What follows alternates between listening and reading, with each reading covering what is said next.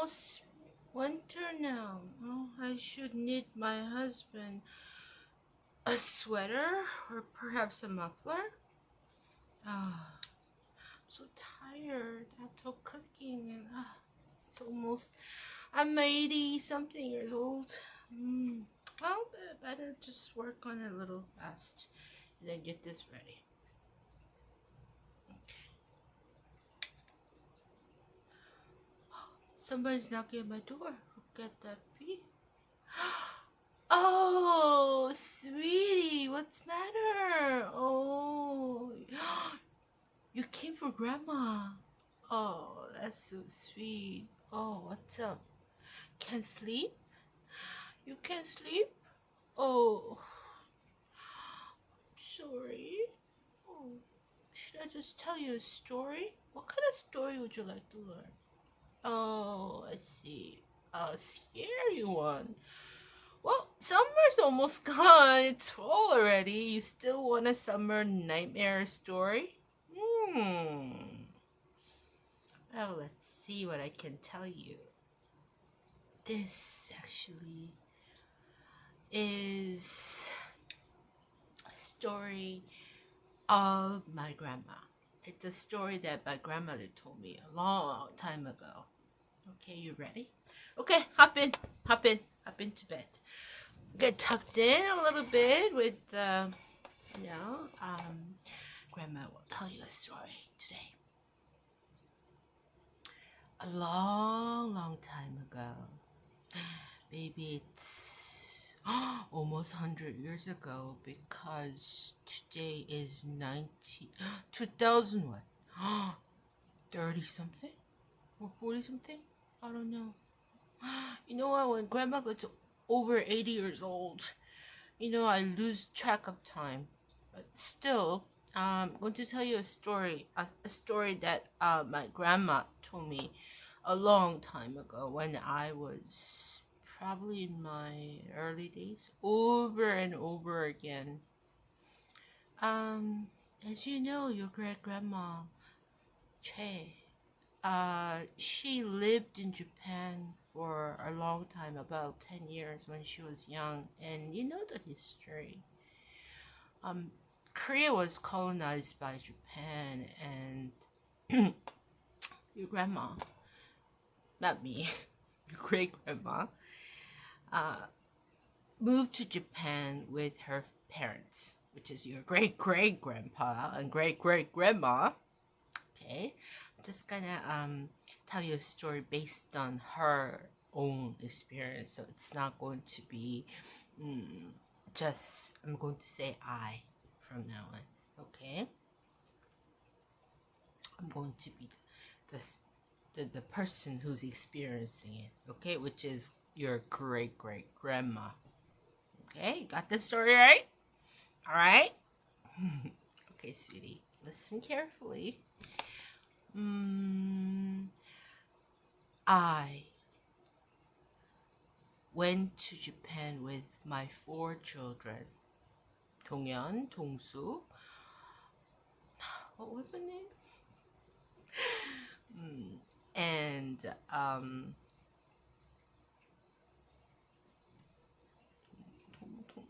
I forgot my children's name. Anyway, so my 3rd child, and I had a son, only son, 동수. Okay, and my husband went around Japan selling, goods. At the time, it's called 방물장수 around Japan. So after we settled in, he had to leave the house, and I had the house all to myself and my 4 children, and they were young at the time. And I was scared because we went into this house which was so big and had a big backyard, front yard, and then there was this well, and then in front of it there was a poplar tree all the time.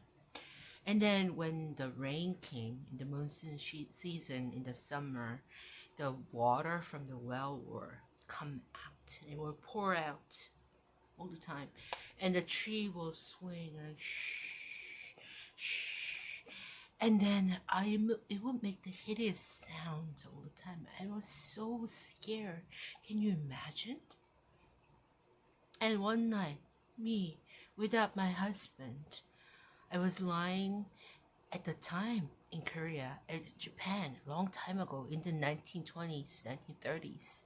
There was no beds. That people just slept on the floor with the mat or the blanket like this. And then all of a sudden, a few nights after, I saw this Japanese lady with white kimono, and then her kimono was drenched in blood, and she had the most longest black hair wet, and it was dripping with water. And then she came toward me, and she grabbed my throat and choked. She was choking on me. And then I couldn't breathe. I was like, all the time. And you know what? When I was about to lose my breath, she would let it go.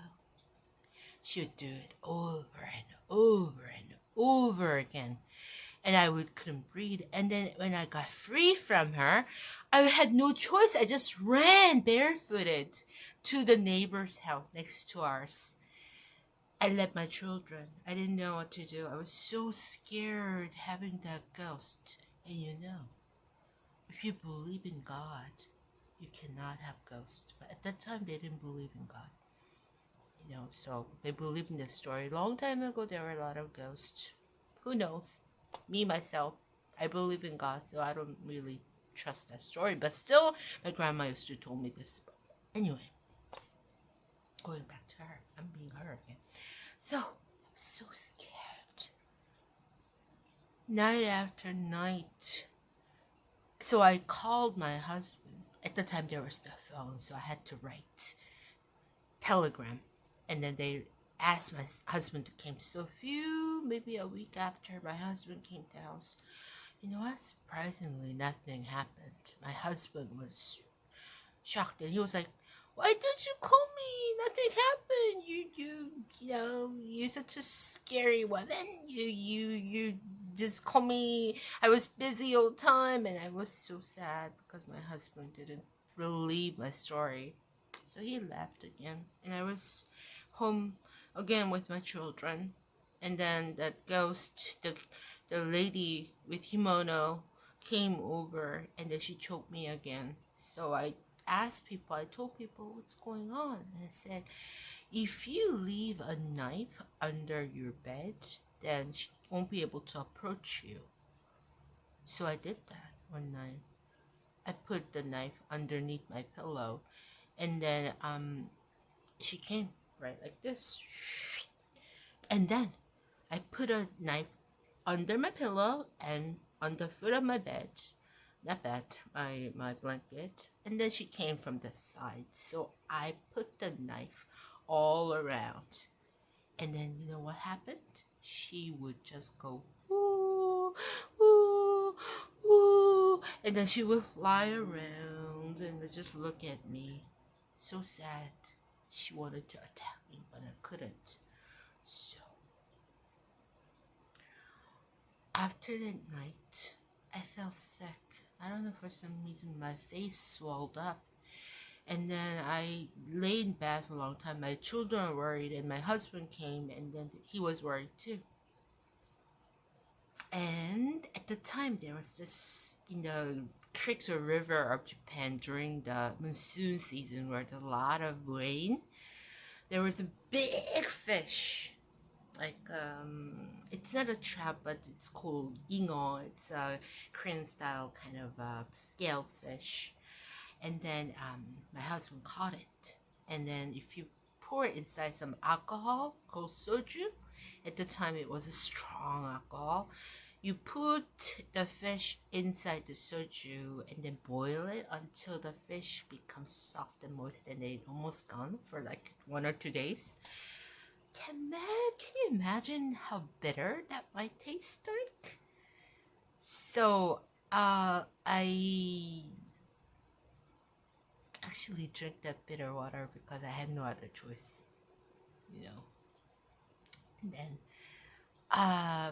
after I drank it, it it became, better. And then what? Something happened to me. My skin was all swelled up and I turned yellow, right? And then there was a little like red, white, like pus, yellow, like pus came off my skin, having the pus out. And then all of a sudden I got better after a while after drinking. So we moved out of the house. And my first daughter, she entered the elementary school at the time called 소학교, a Japanese college and Japanese school. She was so smart and she learned Japanese so fast. And she did well in school, and then she was good at writing, and she was good at drawing pictures. She was a good artist, and she was good at everything. And then she became friends with Japanese people, and then they told her the story where that house we lived in used to have shogun, admirals or like generals, Japanese generals. And at the time, they would have lots of, generals or the soldiers.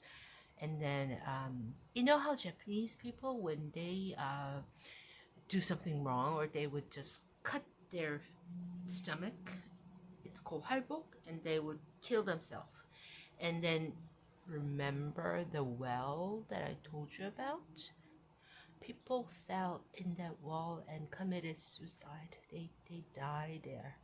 And then also the geishas, the Japanese ladies, they would hang themselves in the well. And then they would commit, and that's how they became a ghost. And then that one of the ghosts came to me, and then maybe they wanted to say something, or they wanted to put me in misery. So that was probably a story. And then at the time, Japanese people, some of them experienced and they left the house. So it was straight for us to move in with a very cheap price, and then I had to experience something like that. Somebody's calling me, but I don't care. So, another funny story. After about a year or two later, there was a big tornado and big earthquake happening in Japan, because Japan is famous for earthquake. The surface of the land actually came over the house, the haunted house, and they just got inside the earth, and then the surface actually left nothing behind, so we couldn't see the house anymore, so it was gone. Can you imagine that? So after a while, when there was a not reunification, but how to say, independence, grandma got milk mustache. Anyway, so after independence in 1945, our family moved back, and then so ever since then I was happy as I can be, and then it was the end of the story. Anyway, well, there's more story about my daughter, your grandma, but you know, nowadays no ghosts. But still, think about a long time ago in Japan, a long time ago in Korea, and even anywhere there was ghosts. Scary? No. Trust in God. God will protect you. Okay? Nothing scary. So, are you ready for bed? Scary? But enough to put you into bed. So good night, sweetie. Good night, sweetheart. Go to bed. Good night, sweetheart. It's time for bed.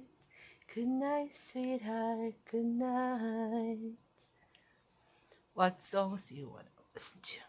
Grandma could sing lullaby. What kind of lullaby? I know this Korean song. Long time ago, my grandma sang to me. And do you remember Peach, my dog? I used to have long time ago. I sang it to him when he couldn't go to bed. It's this song or something like this. I don't know if I can sing it well. 엄마가 섬그는 One more time. 엄마가 섬 그늘에 꿀 따러 가면 아기는 홀로 남아 집을 보다가 바다가 들려주는